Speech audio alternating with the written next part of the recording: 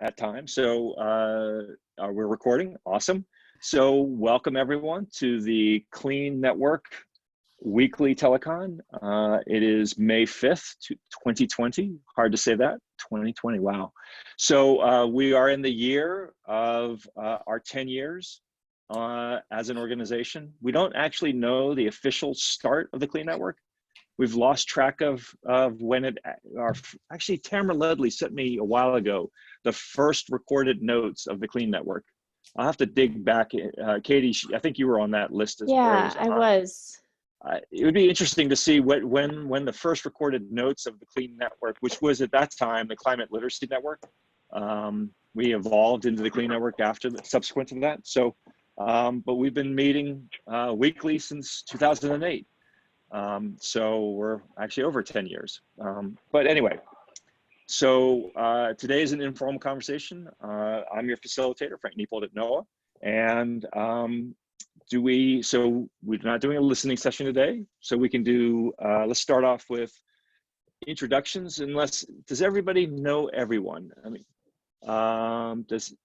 let's see, Colleen, do you know everybody? Because I think you're the person who knows the least number of people. Is there anybody you don't know? I'm not recognized. Who's hi, I see it says AMS Education. I'm not sure. Hi, my name's Wendy Abshire. I'm the director of the education program in DC. Okay. Normally. Hi, Wendy. Yeah. I think I recognize everybody else from the calls. Yeah. Colleen, do you want to remind Wendy, since you probably don't know her, she may not know you? Yeah. Wait thing.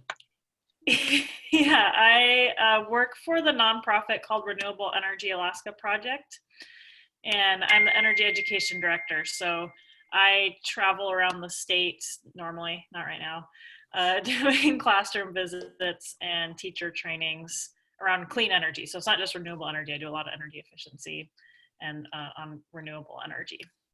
And my coworker Tyler, who might jump on too, he's new to REAP. He just reminded me that I'm talking on May 19th, which is so fast. When I set that up back in March, that seems so far away, and yet here it is in a couple of weeks. Time has a funny way of moving, doesn't it? It does. It does. Fantastic. Nice So, to meet you. And speaking of time getting away, I just realized Mother's Day is this Sunday. So if you have a mother in your life, it's this Sunday. I have a couple mothers in my life who are important to me. So I was thinking that it was the next Sunday, but it is the second Sunday already. I know, me too. Yeah, thanks for that reminder. The first Sunday came so quickly this time, Wendy. Yeah, that was to everybody because, moms and COVID. Yeah. My best friend, sorry, this is a total tangent, but yeah, my best friend from home back in high school era, longtime best friend, just gave birth to her second child during all of this. So I can't imagine trying to do that. Talk about mothers. They're amazing. Absolutely. Duly noted. And thank you, Wendy. It's a good thing to remember all the moms. Yeah. So I guess, do we have any announcements before we explore what we want to talk today? Anything that we want to announce? More people are signing on, so yay. Yeah. I'll make an announcement. Go for it. Okay, hi everyone, this is Jen Kretzer from the Wild Center. I just wanted to announce, if you haven't seen this posting already in the Clean Network or other networks, that the Wild Center, Climate Generations, and NOAA's Climate Office are going to be doing a virtual summer teacher stay institute focused on climate change. And so I just wanted to, if you haven't seen that and you want to know more information about it, feel free to reach out to me directly, or Frank, or Kristen Poppleton. I don't know if there's any other folks from Climate Gen on the call today, but we're pretty excited about it. And so just stay tuned for more information as we pull it all together. Just building on that, Jen, one thing that we're doing, we just want to highlight, we haven't worked it all out, but when you go to a virtual summit, especially in this kind of COVID social response timeframe, the chances of having larger numbers of people from across certain geographies in a cluster is a real possibility. And there actually might be an advantage to building cohorts inside the virtual institute or stay institute. You know, one thing we were thinking about is if there was, like, say, Katie, there was a group of people around Boulder or in Colorado that wanted to be connected, then we would be able to work them together and with some organizations like, you know, Series or others that would be supporting them potentially beyond the institute. So we're thinking about that. So it's just, you know, it seems like within, and Amy, I see you're with us in California. You know, 10 Strands would be a logical organization that is trying to develop and support with other partners that you work with. So anyway, it's something we're working on right now, but it's an exciting possibility within the context of a virtual institute as opposed to a face-to-face institute. So anyway, more to come, but it's super exciting. So back to facilitator. Any other announcements?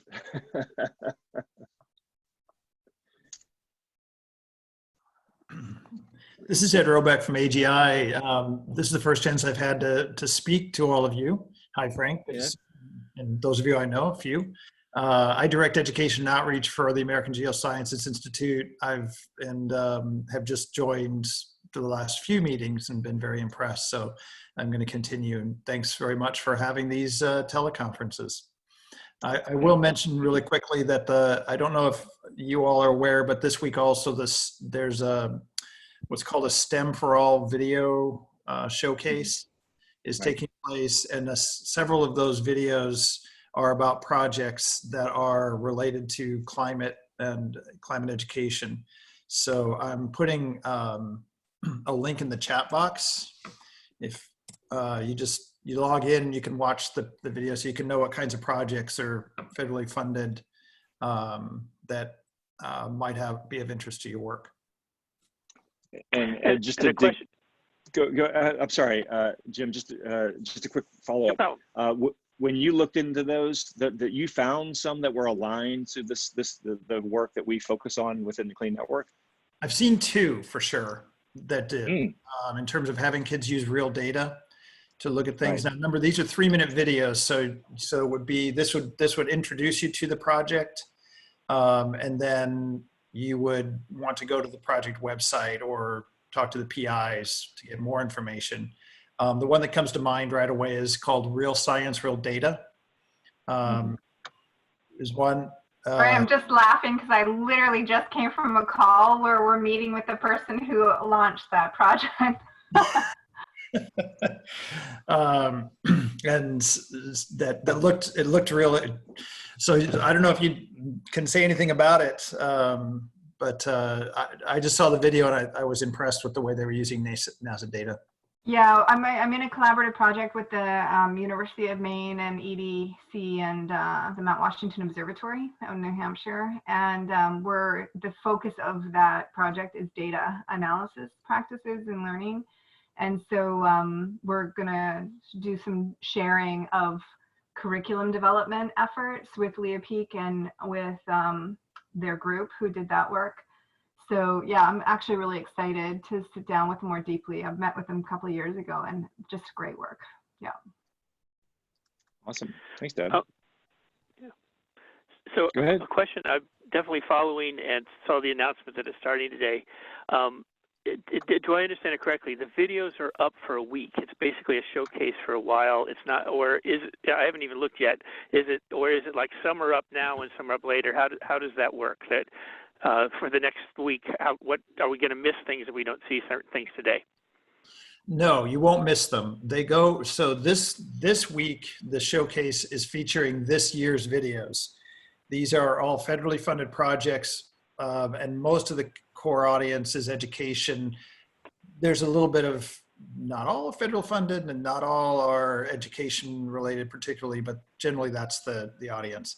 So these are this year's video set that are up this week.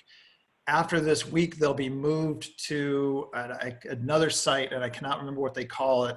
But it's got all the videos from all the years that this has been operating available, and that's also a searchable database. So you can look at any of the projects that have been highlighted through these videos over time. Yes, and if I could, a follow-up question of thank you on that is explaining to the kids that we work with how this works, because we're encouraging them to go look at these videos to learn from them, that they won't ever be part of this in their current thing, but don't worry about it and still work with this. I mean, these are students who make videos about climate change on a volunteer basis. They look at NASA and NOAA data and they give attribution to it, but then they add value to it. They edit, they shoot photography, they write the stories, and they make videos online to share with other students. But since they're not federally funded, this is not the place to showcase their stuff in the future. Would I be explaining that to them correctly? You would be explaining. That is correct. But it sounds like a great project. It is, and I'm aware of this because in the past, like Noki and some of the CSEP projects that were funded by NSF in the past submitted those videos in the past. So I'm aware that this is an annual cycle. So thank you, Ed, for sharing, and thank you for joining, continuing to join. So any other announcements before we explore what topics we want to, and also I'm thinking, there are some people that maybe are new to the Clean Network that may want to introduce themselves. Just because, you know, one of the things the advantages of the Zoom platform is we see each other, whereas before we were just using telecons. So is there anybody who is new to our group that would like to just announce themselves and let us know who they are? Frank, I'm wearing a nightgown. I don't want to be seen. Do not. Why do you think I came in with a photo? You have your voice though. Yeah, you don't have to show your video. I will see. This is me. All right. There you go. Hi, I'm Lynn. National Center of Science Education. I'm trying to pop in whenever I can. It's hard because this is my lunch break, but I am eating a little later today because my daughter is working on her Moby Max. So I thought I would watch you guys while she was doing her homework. So, awesome. But anyway, I work with the National Center of Science Education. I'm trying to get involved a little bit more. Katie knows me through some of the stuff we've been doing, and we are officially on the Clean Network now, and I'm trying to get climate change lessons updated and things like that, while also trying to roll out a brand new curriculum for teachers who might be in a hybrid situation in the fall. So pretty busy on my end, but if you have questions, feel free to send me anything you want to know. Hi, can you throw your contact information in the chat? I would be glad to, yes. That'd be great. Oh, and I am replacing Brad Hogg. Sorry, Hoj. Yes, Haj. He is still part of the Clean Network as far as I know, but he's back in the classroom. Yeah. So like he's still involved with Clean on his like own personal world. But not at the National Center, right? But no, he stepped down in, I believe, October. And so he went into the classroom, and I do know he's transitioning to yet another classroom soon. So I think that he's still kind of trying to find his new niche. I'm actually most curious about who might have taken on his role as elementary focused efforts at the National Center for Science Ed, because I've had some things started with him that I would love to finish up. It would be me. So anything that he was involved with, it is me. So great. Just shoot it my way. I don't know what you're talking about, so it'd be great to communicate. Okay? Lynn, a question? Yeah. So I'm among those, there's a few others on the call who have the ability to actually, meet with Brad in the Bay Area, right? We'd go and have lunch together and things like that. Of course, these days, doesn't matter. You could be living 3 doors down and you can't meet. But when things return to a little bit more things, will you also be interested in going into the schools or the school districts in the Bay Area? I mean, apart from going travel and things, because if so, I'd want to make sure I'm doing my collaborative part, and let's get you up to speed, with a personal thing with, say, the big unified school districts in the Bay Area, right? Who are the people who you want to know and get up to speed with those folks? I would be very interested to know more about what he was doing. One of the complications is, and I know that not all of you know my situation, I'm actually in Kansas working for NCSE remote. And I am traveling to the Bay every quarter, or I was, until the world changed. And so now I can't even get to California right now. Soon, hopefully I'll be able to. And then I was supposed to be doing a presentation in the Bay for Earth Day, but I couldn't be there. So that kind of stuff is still possible, but it has to be timed out better, if that makes sense. It does, that you're in Kansas. Okay, we'll work with that. Kansas is important. It is, and that's part of the reason why at first they put me in the no batch for the job, because they're like, well, she's in Kansas, I don't know. But then I said, well, wouldn't you want the Midwest to be an area of focus? And they're like, well, now that you mention it, I was like, so, you know, some of our staunchest deniers are in my backyard. So if you've ever heard the Koch brothers or anything like that, so. What are you talking about? All right. It's just a little company. I thought we banned those words around here. Yeah, I wondered if I could say them, because I mean, you walk outside and you can find a sign that's got their name on it somewhere. So. Yeah. So, you know, it reminds me that the Yale climate maps, I'm pulling up the map, specifically the one about supporting teaching of climate in the schools. The 2019 one. I'm just curious as we go on to other announcements. I'm pulling it up and looking at where in Kansas are you, Lynn? I am in Wichita, Kansas, the actual biggest city in Kansas, because people keep thinking Kansas City, you know, even our president is a part of our state, but Wichita's actually the biggest part. And I've been a teacher for 18 years, just transitioned out of the classroom at Christmas. So it's been a unique time to take on a new role. Absolutely. Thank you. So do we have any other announcements? Frank, I'll throw in. I raised my little digital hand. I see Oh, now. yeah. Nice, Deb. I'm going to do that. All right. Go for it. So I thought I'd throw in just a piece of news. I'm not sure how familiar folks are here with the UN ACE related work, so the Action for Climate Empowerment work. But Adriana Valenzuela Jimenez, who's the head of the ACE program at the UN, reached out to me last week at the beginning of the week, just asking for input and like how I might want to be involved in that work, whatever that means. It was a super vague question. And it came out of some of the capacity building work, which I know Clean has. I saw, did you see, Frank, the logos are all up for the capacity building hub? It's a beautiful thing. And we're next to each other. Clean and the Institute of Science and Math Education are like, I know. Anyway, but I think it came out of some of that registration process. It sort of twigged to memory. So I'm meeting with her on Thursday around some of that kind of effort and what might be possible in that space. So that'll be interesting to just hear what she has to say. And so any thoughts folks have of things we should tell the head of the UN ACE program, please feel free to email me because I have a half an hour of her ear, which is hard to get. So I'll just put my address in the chat window for those of you who don't have it. I see you, Reb. I'll follow up with an announcement about that. I haven't gotten that out yet, but anybody else have an announcement? Reb, did you say you wanted to announce something? Sure, yeah. First, just want to say hi to everybody. I haven't had a chance to join these calls in a while, so it's just good to see your faces and be on Zoom and see all of you. I'm Reb Anderson with the ACE, Alliance for Climate Education. I'm our Director of Education. A lot of familiar faces here and also some new folks. And yeah, I think thank you to all of you who sent out about our Earth Day live stream event a couple of weeks ago. I super appreciate those who spread the word on that. Katie, I know you did. I think you did. Seems like a lifetime ago now. I did, but yes, it was a while back.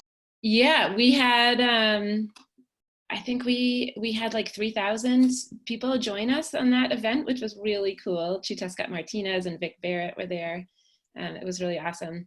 And we are doing a series of 4 what we're calling virtual assemblies. Like we would be in schools right now giving assemblies about climate education, climate science impacts and solutions, and we're not, so we're doing them on Zoom. We're doing a series of 4. We started our first one last Wednesday, and they will be going through the next one tomorrow, and then the next 2 Wednesdays. And I'll just put the sign up form in the chat right there. If you have, this is particularly for middle school and high school grade levels. We do have like some 4th, 5th attending also. And it's an hour-long Zoom event, and teachers register, and then they just send the Zoom link to their students, and they don't have to register to join. And it's so it's our live assembly, but done over Zoom. So it's animated and fun, and it's a very safe environment. I've been doing my best to really assuage teachers' concerns that there's no chance of anyone coming off mute or sharing their screen or their video or even chatting to each other. Like we keep all that pretty tightly locked down.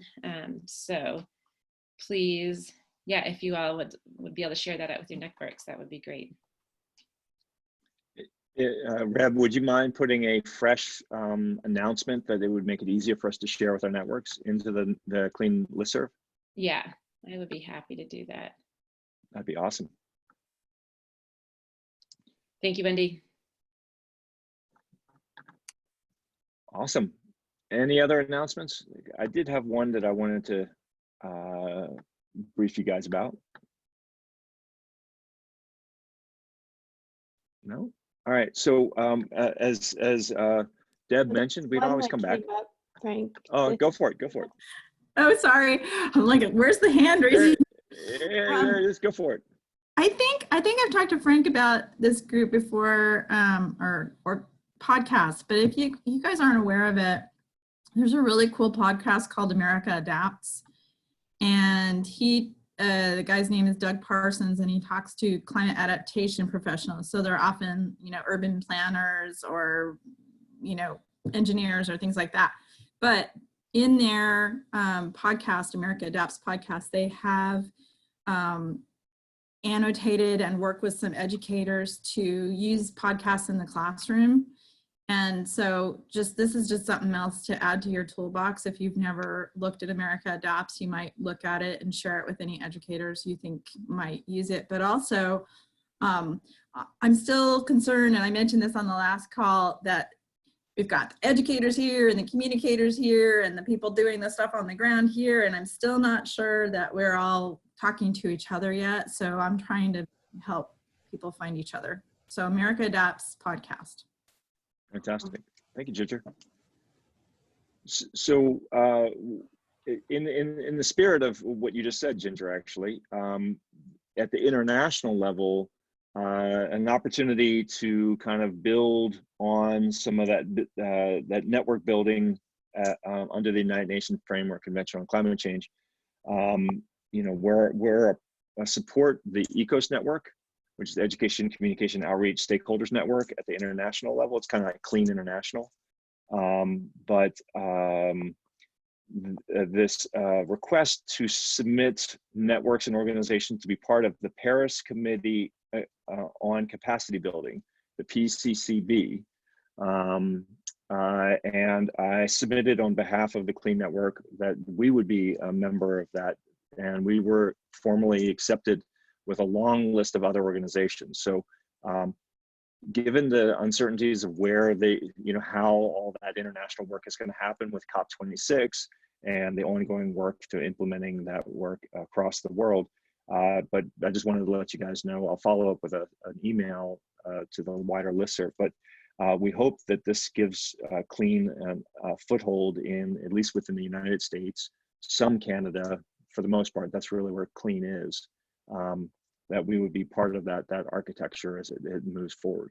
So it's kind of a network of networks as far as I understand. So anyway, I just want to let you know that that's there. But Ginger, your larger point is absolutely something that we are working through the clean listening sessions about ACE, because ACE is really about training, public access, public participation, public engagement, education, and international collaboration.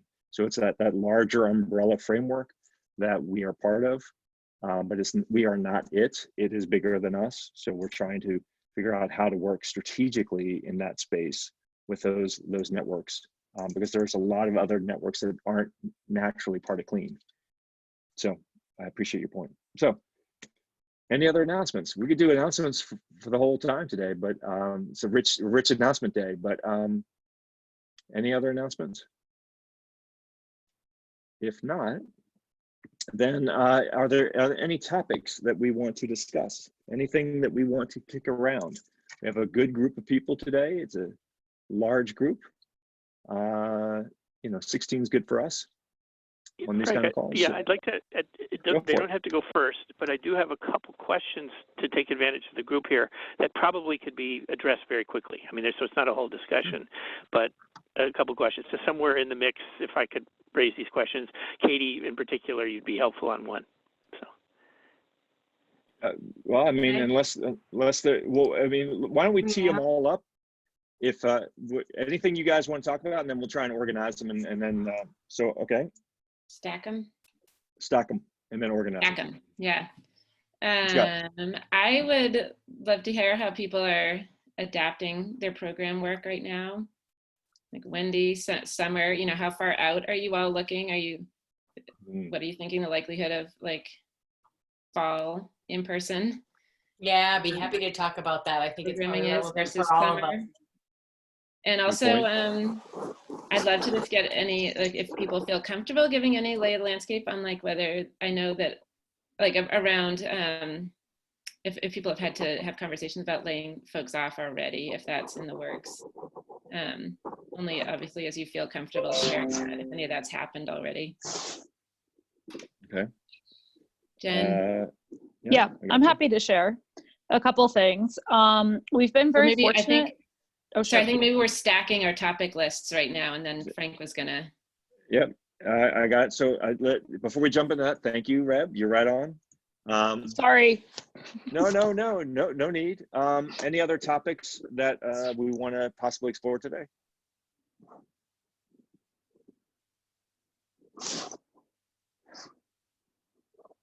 All right. We can we can always come back to it. So. Let's make. I think the COVID stuff is really pertinent. Why don't we do that? And Jim, about how much time do you think you need to have that conversation? 4 to 6 minutes. 4 to 6 minutes. All right. So I'll make sure that we come back to that.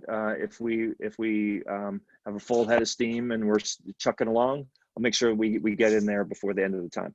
How about that? And Deb, I like your point there that Jim, maybe one thing you could do is put your questions in the chat, and maybe since it's a smaller group, we can handle it there and then we can verbalize it if necessary. Is that cool? Sorry. Okay. Yes, I will do that. If we do both things, that's fantastic. Thanks. Yeah. All right. Fantastic. Thanks, Jim. So COVID planning. Woohoo! Fun topic. I shouldn't be sarcastic with this topic. So Jen, you were going to start. Sure. Hi, Reb.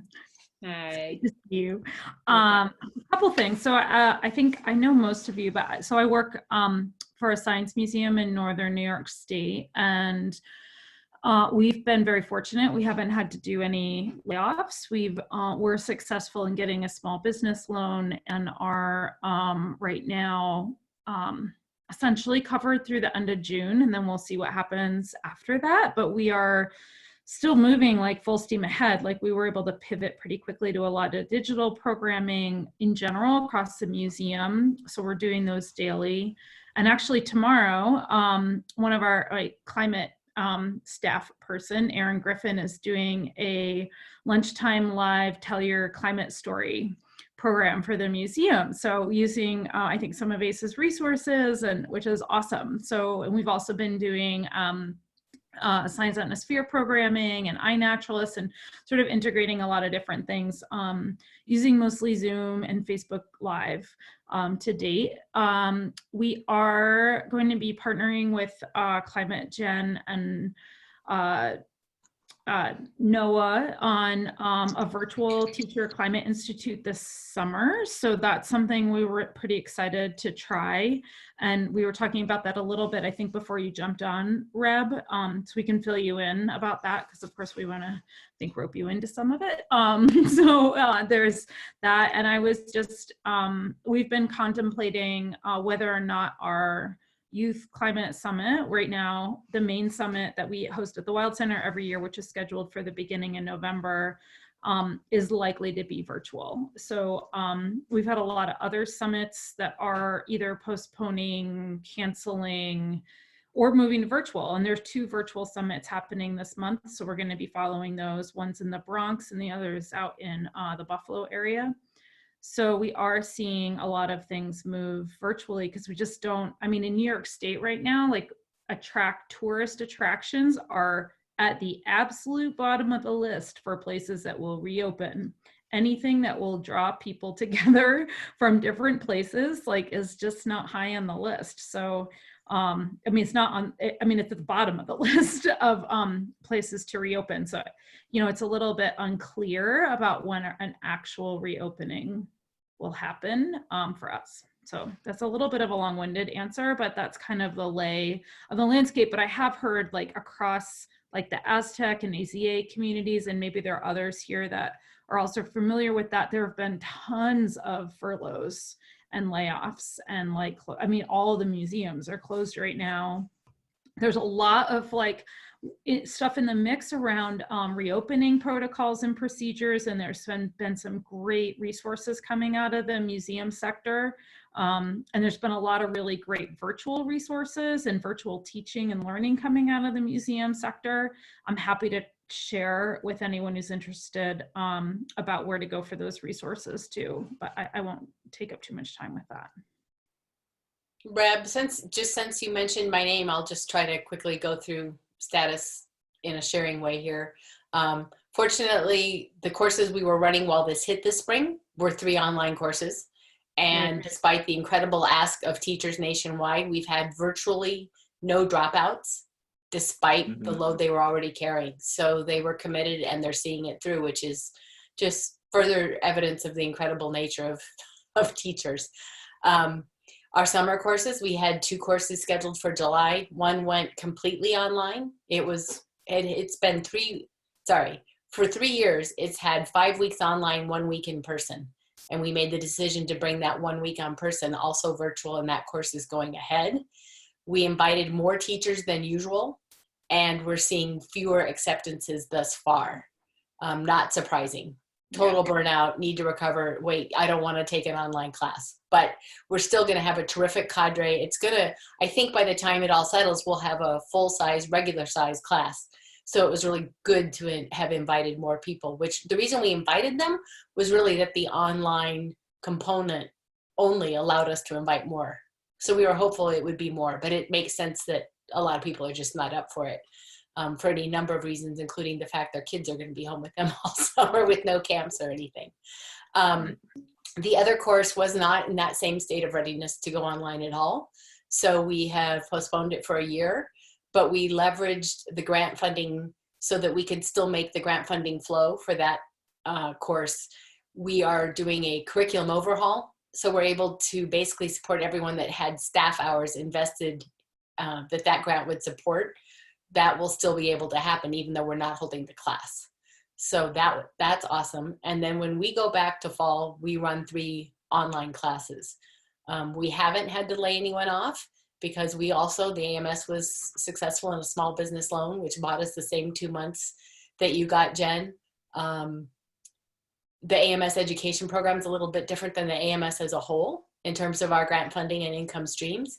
So we know we're safe for 2 months, and right now our business is as usual, but none of us know what the COVID fall, who will be buying what, and what all that looks like. We don't know how many teachers will turn out to take things come fall.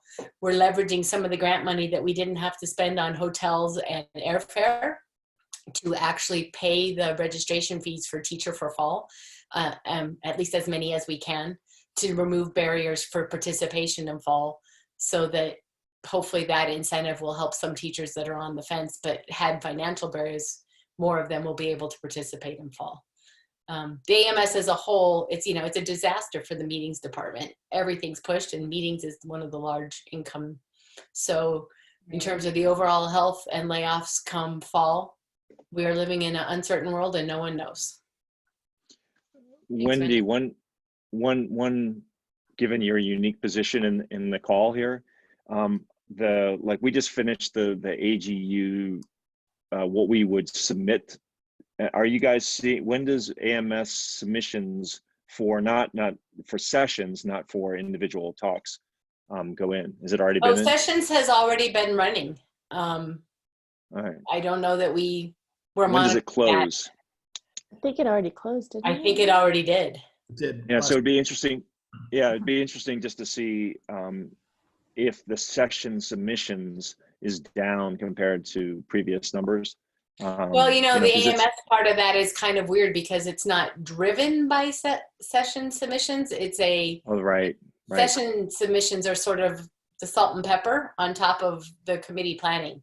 So I do know that the K-12 group in the education conference for the society is exploring doing some really neat things with the idea that right now all three ideas of completely virtual, completely in person, or strong hybrid mix for our annual meeting next January are on the table.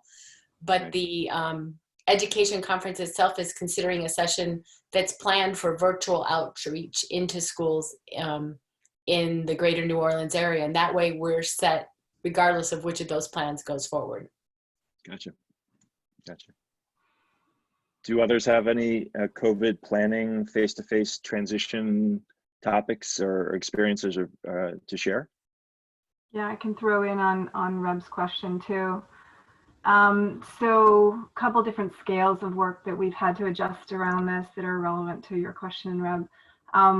One is the Climb Time Initiative, obviously in Washington State. We've moved it fully virtual, and and the more relevant thing related to Jen's comments too are our various partners in community-based organizations and in educational service districts also moved their offerings to teachers online. So we've spent the last 6 weeks in an adjustment phase for all of our leadership folks learning how to do that. So we've been modeling it as a leadership team of how to engage in different ways and use different tools and strategies. And then we've been working with them in partnership to help them adjust all their learnings into different ways.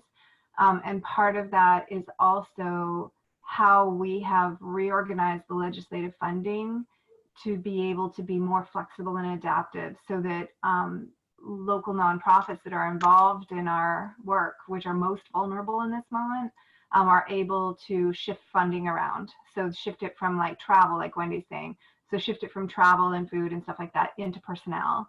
And so just reallocating those budget lines in various ways. So we've been doing a lot of that in collaboration with the people who hold the purse strings in the state, and being able to name that in our system, like figure out where those problems are really clearly so that we can adjust the mechanisms of money flow to make that work. So that's one. The other one is, and it's sort of been iterating with the state work, is the Council of State Science Supervisors has also for the last 6 weeks been creating resources in all the different states. And I can put the link in the chat window, I'll just pull it down in a sec, of different types of sort of best practices that are known in the fields of virtual learning and learning at home. Because we don't want everything to just go virtual. That's actually not the best decision in this moment. There's lots of place-based learning happening. We just need to be able to support it in local areas. And so how we do that is also a move that's been done. So I can pull the master file of where that information is and I'll put it in the chat in a sec.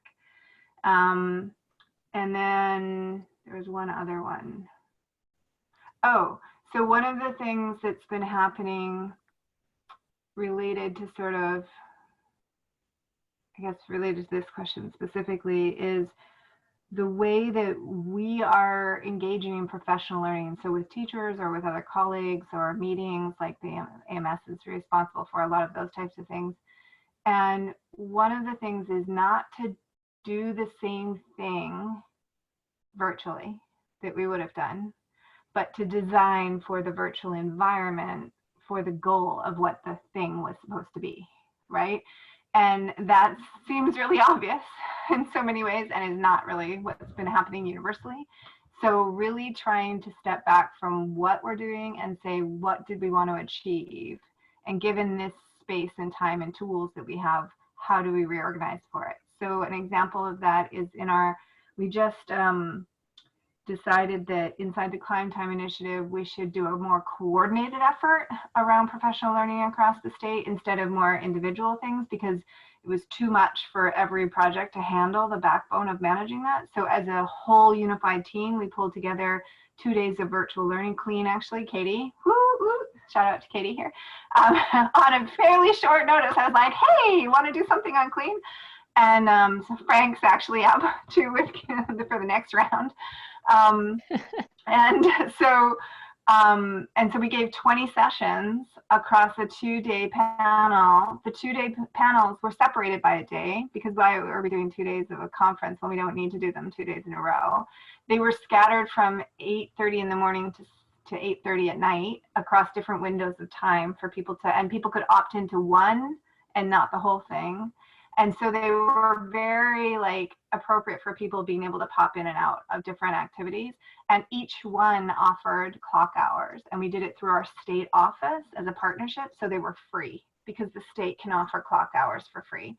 So back to that, reducing the burden for people to participate and sort of incentivizing in multiple ways. And it was really people loved it. And we did a universal evaluation survey on the whole thing to figure out how to do it better. And it was amazing. So yeah, I'll put I feel that I feel like you kind of alluded to this tension that I've really been feeling about going slow versus going fast right now, and wanting to be thoughtful and deliberate, but at the same time the ground is shifting so fast under our feet, and I'm like, well, something is better than nothing, and so let's kind of cobble something together and see how it works. But that is something that I feel like has been really hard to manage, is that thoughtfulness and thinking about what would be the ideal product versus doing a pretty good job. And I'm also curious, I would love to hear if you have more information to share around learnings, research, or best practices around how much is too much in the virtual time space. I'm thinking about that as an educator, as a parent. Yeah, there's actually a short answer to that question. So the Washington State report on continued learning names for elementary youth not more than, I think it's 30 minutes in one bout. 20. And it's super short. And I think not more than an hour a day. And it's 3 hours a day is the max for secondary level. And that we are exceeding that everywhere right now. So trying to figure out how we provide activity descriptions in short bursts of contact, and then kids go off and do that. And an example is happening in my own house. My kids moved the couch yesterday because they needed some space. And I'm like, what for? And it's my kids' dance teacher has them engaged in how are you feeling in the time of COVID dance performance that they're choreographing, videoing, and sending the video back. Those kids are they are dancing in the living room, right? And I'm like, that's a kind of learning at home activity that's brilliant.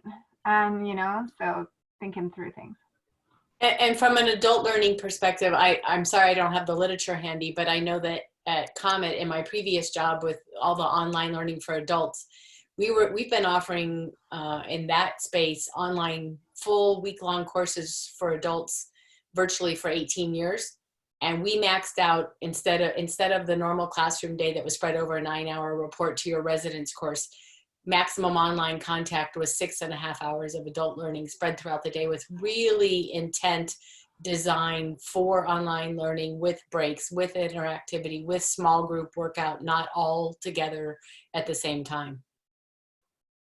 I'm wondering if we shouldn't capture this. I mean, this is really important information, and maybe construct not a white paper, but a white email.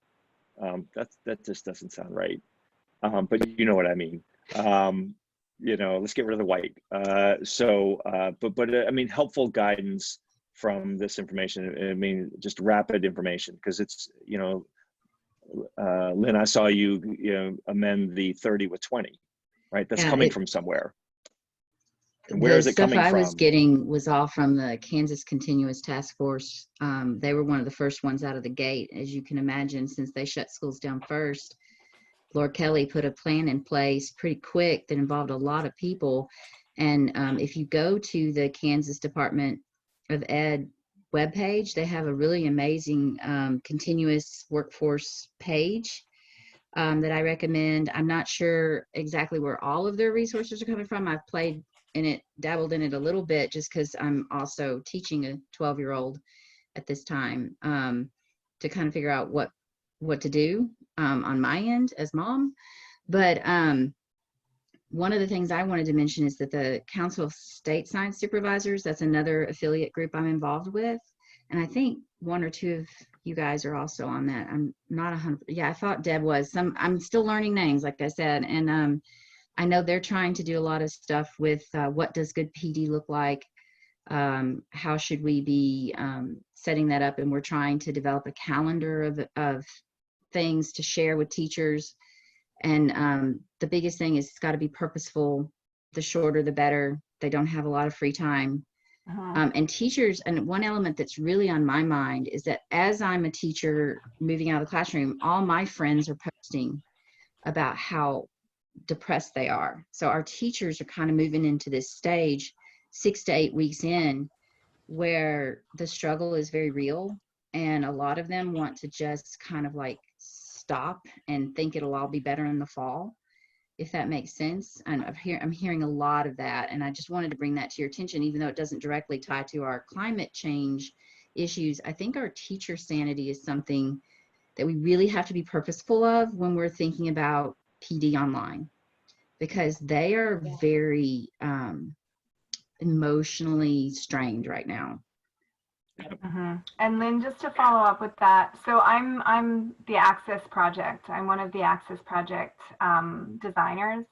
And so we've been working with CS Cube, the Council of State Science Supervisors, for 3.5 years now. And we have this next grant. So we're doing all these developments. So in this moment, 6 weeks ago, that's what happened is all CS Cube started doing all these design projects. And so Bill Penwell, myself, and Phil Dell and others were all like drawn into the effort to try and resource it. So the STEM Teaching Tools website that I put in there, wherever it is, that's the one that has, it points to both our institute resources and the Council of State Science Supervisors resources. But I'll also put the COSI link in here directly that goes to it. I can add a few things. First off, the thing that I think everybody said correlates well with what we're getting. There's nothing that I would say, no, that's not our experience. Checking in with teachers, checking in with the students.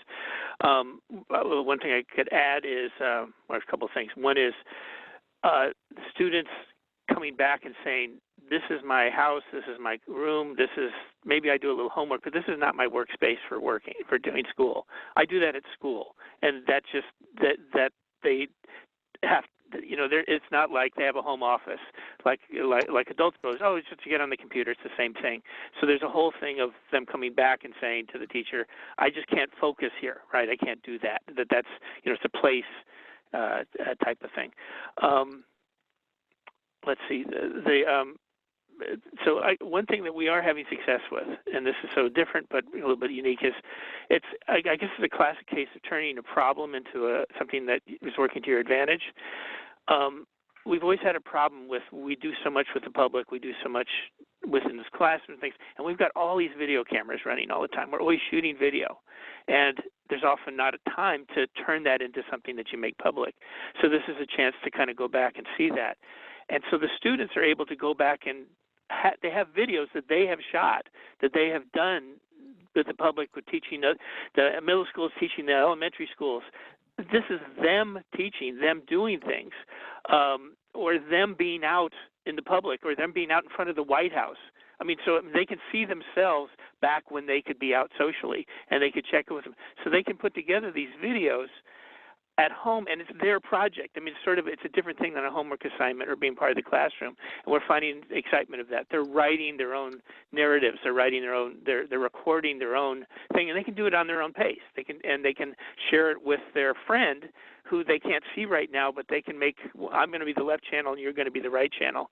So we're kind of an interesting place that the students can be making videos and be engaged in it. But then that comes back to another problem which we have is, especially the kids who do the editing of the videos, that's pretty intensive software.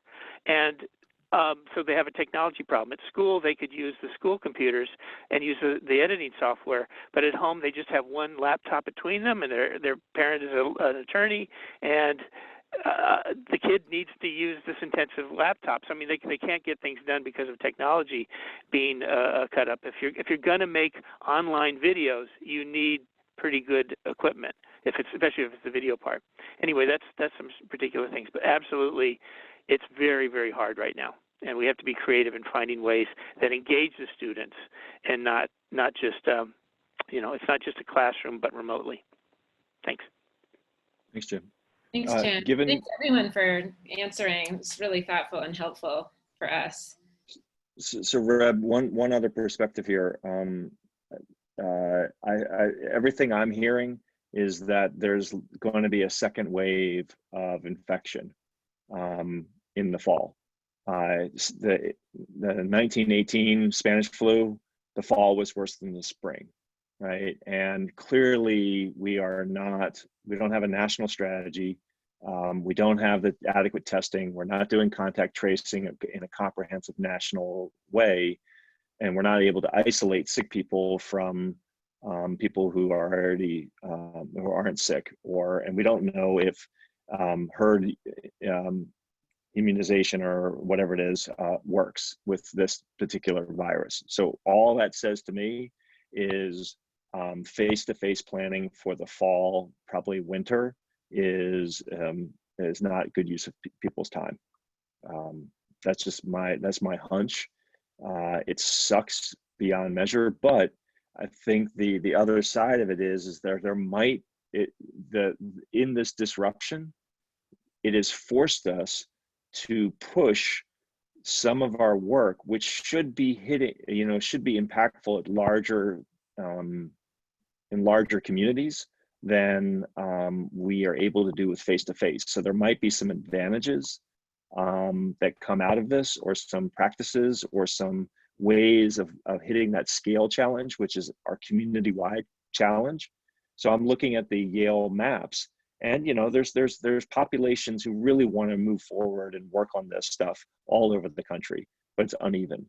So, and face-to-face is really, really there's some equity issues in face-to-face. Not everyone can fly to to Climate Generation's Summer Institute, or they just don't have the resources and so on. So I hope we as a community can focus in on how can we work together and open up channels for better collaborative but effective programming. So that was a lot there. Sorry about that, but I hope everyone, I think we're all seeing similar things. We are at 53. So Jim, do you feel, I haven't been totally watching the chat. Did you feel like you got what you wanted? I mean, it's an intriguing, if I caught it right, because I was trying to pay attention to the conversation, but it was about teacher and student presentations of Clean Network in the summertime, because we might have some more flexibility within the context of their time. Did I get that right? Yeah, that's it, to see what's open, is it possible? And it's knowing that during the school year, that's one thing. I mean, getting the school teacher to be on a clean call that means they're not going to be in class, or even, and then the kids, so it's even harder. So yeah, we're looking at trying to seeing if that might be possible. So Jim, I'm going to recommend reaching out to Patrick about that, just because he keeps track of the scheduling and the calendar and things like that. So I don't want to step on his toes and say something that's not true. And he's not on the call today because he just did his prelims the last couple of days. So he took today off. So if you would send him an email just to double check this, I know we were kind of filling up a bit, but we do also like have a few of these like informal discussions that we can move to presentations. So I'm pretty sure we can fit you in over the summertime, because I agree, I think that's gonna work best for you and the teacher and things like that. So reach out to Patrick and let him know that I said it's all right if he needs to usurp an informal discussion to fit you in the summer, to please go ahead and do that. But work with him on actually scheduling a date, if that's all right. Great. No, that takes care of question one. Thank you. And I mean, very well. Thank you, Katie. The second and your one other question was on Zoom, it looked like, and yeah, and Rebecca or Rev, this is you may have things on this. Is we want to handle this very well. If we have 30 to 60 middle school students on a Zoom call, and we're going to have adults from all across the country part of that. Now, obviously, there's passwords and not just let anybody in. We're going to go, but there may be other things of, finding the balance. We have to make it secure, but we also don't want to shut it down, right? We want kids to be able to speak up or raise their hand and do things. There's the question, there's ideas on that. So any thoughts or advice or whatever? Yeah. Oh, sorry, Jim. I think you put it. Are you on the phone? You can't see the chat. No, you did put it in the chat. I put in the chat, I did a training mainly for ACE staff, but I think we had a few partners who joined, including Jen Kretzer and Aaron Griffin from Wild Center. I put a link in the chat to the Drive folder that has the recording in it, as well as, oh geez, did I put the right link in there? Yeah, I think I did. Yep. As well as an agenda with some specific notes. Ways that we have found to make it both professional as well as engaging. And there's some like using Zoom polling. We're actually using Kahoots with some of our high school fellows right now, so those can be fun on Zoom. We also use a feature called Poll Everywhere that integrates with Google Slides that can be really fun. We've had teachers create some beautiful word clouds from that, and it's really cool to see those pop up. The teachers at our last teacher webinar that was sort of about how to use Our Climate, Our Future as a remote learning resource made a gorgeous, like really sad word cloud about how they're feeling right now with their ability to teach their students. So I'm happy to send those to you in an email, but if you can get them in the chat there, I think those are some of our best practices that I'm happy to share. I'm sure.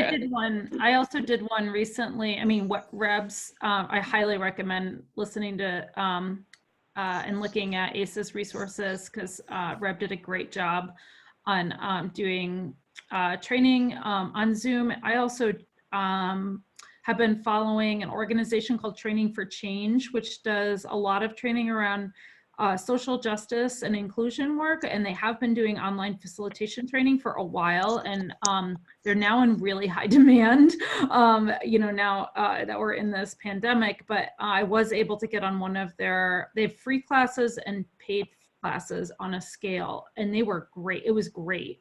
So I would recommend seeing what resources they have, and I put the website in there, or getting on a wait list for one of their actual courses. And Climate Generations has also used them, and I know a number of other groups. Really, really great modeling for how to facilitate primarily the Zoom platform, but integrating some pretty innovative templates on using Google Slides into the program, as well as things like Poll Everywhere, Kahoot, Mentimeter, some of those other tools that you can integrate into check people's knowledge or get to know your participants or make it more interactive. I'm just going to jump in and throw in, I think Reb and Jen sort of nailed some great resources, but as somebody who's done some Zoom meetings recently that were longer and had shorter we use the breakout rooms feature to do like small group discussions. It works pretty well. And then I've never used this, but my spouse was just telling me on a walk yesterday that they did something similar in a meeting yesterday and used something, I think it's in the G Suite, because that's what his organization uses, called the Jamboard. And it sounded really cool for being able to take notes in breakout sessions like that. Like it's basically, he said, like sort of like a virtual whiteboard. So people can put like Post-it notes and move those around, and people can like write things. And so anyways, you may want to look into this for trying to take notes. I'm going to look into it for trying to take notes in a breakout session. I just heard about it yesterday, but just might be something else for people to be aware of. I feel like Zoom That's has super useful. I could have sworn I read something yesterday about Zoom having a whiteboard. Yeah, it does might have a have a whiteboard whiteboard. function. That's what I thought. Okay, that's good to know too. Yeah, I was just thinking about this because I was like, oh, that's one thing I felt like has been missing from some of my virtual meetings is the small group discussions. It's like we have the Google Notes that we're taking in just a document, but I thought something more like a whiteboard would be kind of fun for something. Yeah, and the Zoom functionality, like from the perspective of Zoom has been locking down a lot of their functionality because they've been so overloaded. So you actually have to go as a Zoom person into your settings before you get on a meeting and like change your base settings to have that functionality available. Some of it's also under your administrator control if you're in an institutional organization. So you have to and it usually takes like 5 to 10 days depending on your organization to change it. So you have to ask for that change. One of the things I learned yesterday is if you do a poll and you've got people who just connect to your Zoom link and they come in and it says guest, or they don't sign in through their actual personal account, when you go to look at the poll for information, you just get a bunch of guest, so you don't know who it came from. I was trying to do that with some of my TAs and get some feedback on what lesson they wanted to work on, and half of them were just guests. So I'm like, well, that helped. Yeah. Thanks, everyone. I actually have to go, and I'm recording, but I think it'll still go once I pop out, but I have another meeting, so. I just realized that you got me all focused on Jamboard. Looks like it's maybe not exactly what we were hoping for, but I still think this is a super useful thing for our community to explore. We're going to be doing this for a while, and once it's done, we'll probably have better better skills as a community and be able to serve more teachers. So let's call it there. Thank you very much, everyone, for a lively, informal conversation, and look forward to chatting soon. Thanks, everyone.